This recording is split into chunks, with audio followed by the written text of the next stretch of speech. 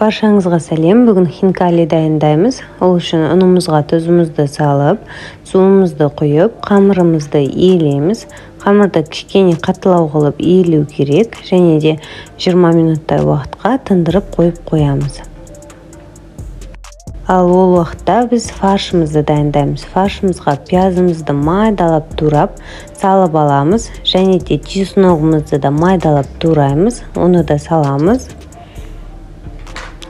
Tuzumuzdu, paprika, перец және де зирамызды саламыз.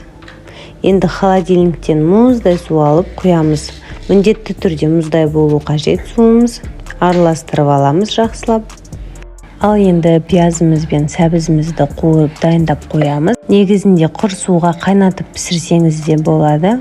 Мен бірақ осылай жасайтын боламын. Енді қамырымызды алып, осындай ұзынша қылып иілеп аламыз, және де майда бөліктерге бөліп шығамыз домалақ қылып.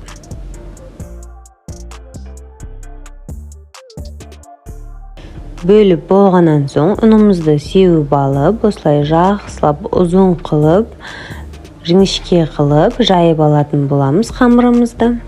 Қамыр бізде қатты. Енді бізге жинауға оңай болу үшін астына пиала қойып, немесе осындай шұңқыр ыдыс қойып, фаршымызды салып, осылай шетінен қарай хинкалиімізді жинаймыз. Шетінен ұстап тұрып, сол жаққа қарай жинап шығамыз барлығын. Және де төбесін осылай қысып аламыз, бір-біріне жабыстырып жақсылап. Және де кесіп алып тастаймыз. Міне өте әдемі болып көрінеді. Барлық қамырымызды осылай дайындап аламыз. Барлық қамырымызды осылай түйіп дайындап алатын боламыз. Енді дайын болған хинкалиімізді осылай қойып шығатын боламыз барлығын. Және де үстінен қайнаған су құямыз. 30-35 минуттай уақыт пісіру қажет. Тұзымызды салып, бетін жауып қойып қоямыз.